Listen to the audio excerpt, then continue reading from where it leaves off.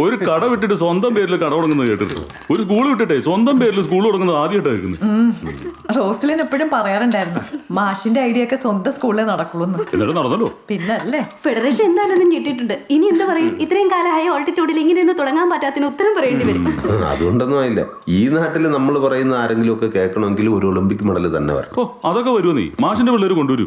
മാഷേ എപ്പോഴാണേലും എന്തുണ്ടെങ്കിലും വിളിക്കണം. ഫൈറ്റ് കാണും. പിടിച്ചു ഫൈറ്റ് ചെയ്യാം. നിങ്ങളൊക്കെ ഇല്ലേ, കുറച്ച് സ്പോൺസർഷിപ്പ് പരിപാടിയൊക്കെ നോക്കണം. ഞാനത് ഡീറ്റെയിൽ ആയിട്ട് പറയാം.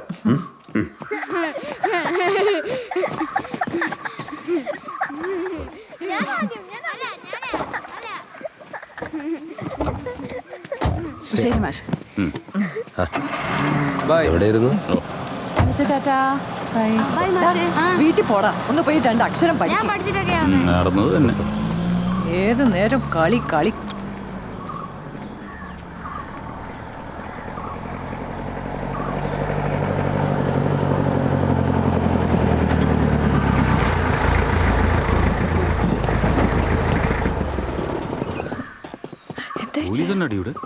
വർഗീസ് അല്ലേ? അതെ, സാറെ വിളിക്കുന്നു.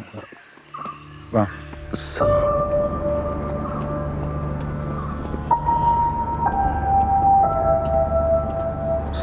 കേറ്, പറയാം. എന്താ? സ്റ്റേഷനിൽ ചെന്ന് സംസാരിക്കാം. ഞാനൊന്ന് നോക്കി വെച്ചാലോ. എന്നാ മാഷേ പ്രശ്നം? ആ നോക്കട്ടെ.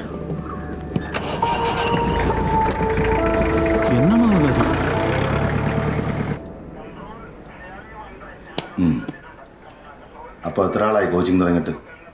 14 വർഷമായി. ഏതായിരുന്നു ഇവന്റ്? 400 മീറ്റർ.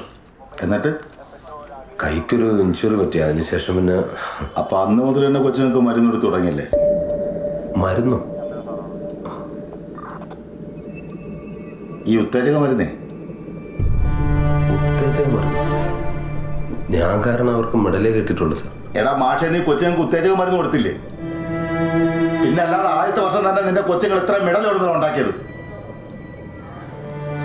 അപ്പൊ ഉത്തേജക മരുന്ന് അറിയത്തില്ല. അറിയിച്ചേ.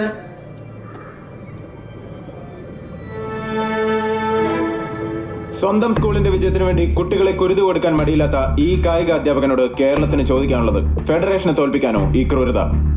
കുട്ടികളുടെ ആരോഗ്യം വെച്ച് പന്താടി ഇയാൾക്ക് എന്ത് ശിക്ഷയാണ് വിധിക്കേണ്ടത്? ഈ വിഷയം ചർച്ച ചെയ്യാനോ ഇന്ന് നമ്മോടൊപ്പം ഉള്ളത് ഫെഡറേഷൻ സെക്രട്ടറി രാമശേഷൻ, പ്രമുഖ കായിക നിരീക്ഷകൻ എം സുധാകരൻ എന്നിവരോടൊപ്പം സംസ്ഥാനത്തെ പ്രമുഖ കായിക താരങ്ങളും പങ്കെടുക്കുന്നു.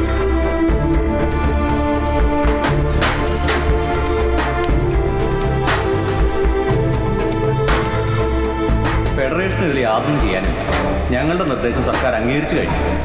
വർഗീസ് സ്കൂൾ ഓഫ് അത്ലറ്റിക്സ് സർക്കാർ അടച്ചുപോകും. ഇവിടുത്തെ സ്പോർട്സിന്റെ കാര്യങ്ങൾ ഫെഡറേഷൻ നന്നായി നോക്കുന്നുണ്ട്. വേറൊരു സിസ്റ്റത്തിന്റെ ആവശ്യമില്ല അല്ലേ പ്രസിഡന്റ്? അവിടെ ചേർന്ന വിദ്യാർത്ഥികളുടെ ഭാവി ഓർത്താരും വിഷമിക്കേണ്ട. ഫെഡറേഷൻ അവരെ ഏറ്റെടുക്കും.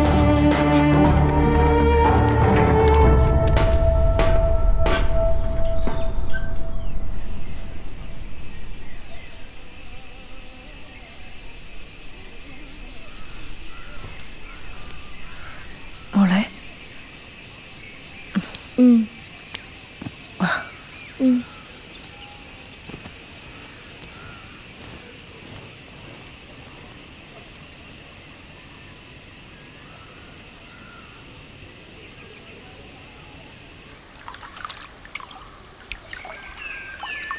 റോഷന്റെ അനിയൻ വിളിച്ചായിരുന്നു കേട്ടോ. കേസ് തള്ളി. ലാബ് റിപ്പോർട്ട് വെക്കാൻ വേണ്ടി കോടതി പറഞ്ഞായിരുന്നു. റിപ്പോർട്ട് വന്നപ്പോ ബ്ലഡ് സാമ്പിൾ എല്ലാം നോർമലാണ്. കണ്ടോ? അവർക്ക് അബദ്ധം പറ്റിയാന്ന് പറഞ്ഞ് തടിയൂരി. എന്തായാലും സംഭവം ഓക്കെ. വലിയ കാര്യായിപ്പോയി. അപ്പൊ മനുഷ്യ അനുഭവിച്ചൊക്കെ നഷ്ടപരിഹാരം തരണം എല്ലാരും കൂടെ. വാടാ മക്കളെ വാ. ഓരോരുത്തന്മാരുടെ ഓരോ പരിപാടികൾ. അപ്പനെ കാണാൻ പറ്റുമോ? അതിനെന്നെ നമുക്ക് ഇപ്പൊ തന്നെ നീ അമ്മയുടെ കൂടെ നിൽക്ക്. അവര് പോയിച്ചു വരട്ടെ. നീ ഇവിടെ നിന്നാ മതി. ഓടാൻ നിൽക്കുന്നവൻ.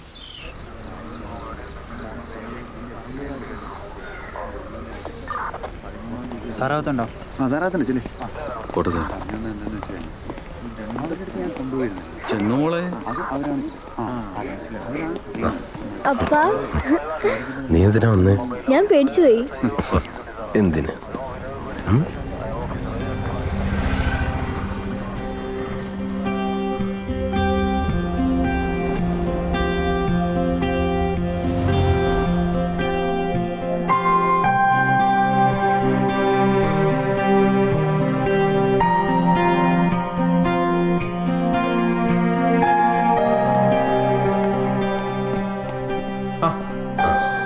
എന്താ മാഷെ?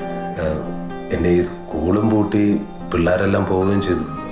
അപ്പോൾ ഈ കേസില്ലാതായതും എല്ലാവരും ഒന്ന് അറിയണം. വേണം, എന്തായാലും അറിയണം. ആ ന്യൂസ് ഒന്ന് കൊടുക്കുകയല്ലേ നമ്മുടെ ടി വിയിൽ? അല്ല, അതിപ്പം ഇലക്ഷനൊക്കെ അല്ലേ മാഷെ? അതുകൊണ്ട് അന്ന് കഴിഞ്ഞോട്ടെ. ഇപ്പം ഇതിൻ്റെ എല്ലാം ഒരു തിരക്കല്ലേ, നമുക്ക് കാണാം, ഇവിടെ കൊടുക്കാം കേട്ടോ. See, it's a nasty fight against the system.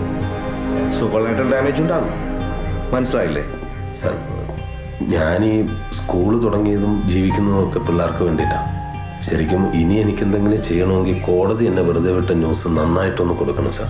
We gave the news, കണ്ടില്ലേ? സാർ, അത് 8ാം പേജിൽ ചെറിയൊരു കോളത്തിലല്ലേ, ആര് കാണാനാ? പിന്നെ ഫ്രണ്ട് പേജിൽ കൊടുക്കാൻ പറ്റുമോ? ഫ്രണ്ട് പേജിൽ കൊടുത്തല്ലോ, പൂട്ടിച്ചത്. മീറ്റിംഗ് കൊണ്ട് കാണാം.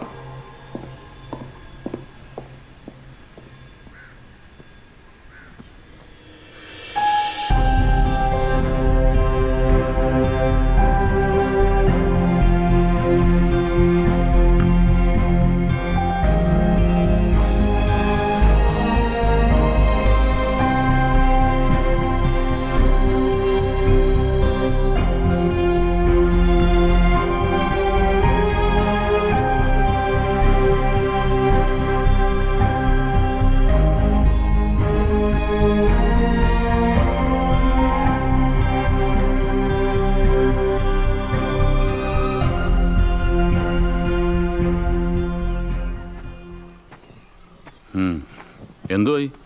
എല്ലാരും പോയി കണ്ടോ? പത്രവും ഫെഡറേഷൻ ഓഫീസൊക്കെ കയറി ഇറങ്ങിയത് തന്നെ മെച്ചം.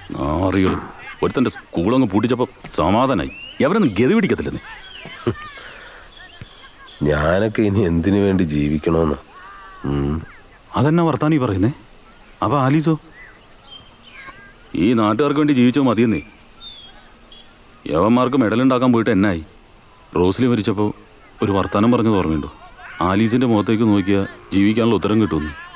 അതുപോലെ വീട്ടിലേക്ക് വന്നിട്ട് വീണ്ടും ആലീസിൻ്റെ മുഖത്തേക്ക് ഒന്ന് നോക്ക്. എന്തിനാ ജീവിക്കേണ്ടതെന്ന് മനസ്സിലാവും. ഒളിപ്പിച്ചു വെച്ചോ, ഒളിപ്പിച്ച്. അപ്പനെ നമുക്ക് ഞെട്ടിക്കാം. എവിടെയായിരുന്നു? കാണിച്ചു കൊടുക്കടി. ഇതെവിടുന്നാ? നമ്മുടെ ജോസഫ് സാറില്ലേ, എന്നെ ഒരു സൈക്കിൾ റേസിന് കൊണ്ടുപോയി ചേർത്തു. എനിക്കാ ഫസ്റ്റ് അടിച്ചത്. എടി മിടുക്കി, നീ സൈക്ലിങ്ങിന് ചേർന്നല്ലേ ഉള്ളൂ. ജോസഫ് സാർ ആളെ കൊള്ളാലോ. സൈക്ലിംഗ് ഇനിയും പ്രാക്ടീസ് ചെയ്യാൻ പറഞ്ഞു സാറ്. ഇവളുടെ കഴിവ് സൈക്ലിങ്ങിലായിരിക്കും. പറയാൻ പറ്റിയല്ല, മാഷ് പറയാറുള്ള ഒളിമ്പിക് മെഡലേ കട്ടപ്പനയിലേക്ക് കൊണ്ടുവരുന്നത് ചിലപ്പോൾ ഇവളായിരിക്കും.